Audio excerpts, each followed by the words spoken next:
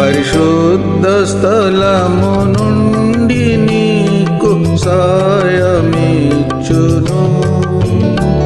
పరిశుద్ధ స్థలము నుండి నీకు సాయమిచ్చును.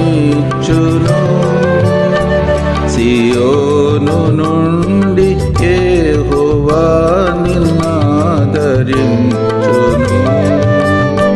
సియోను నుండి యెహోవా నిన్నాదరించును. యాకోబు దేవుడా పదకాలంబులయందు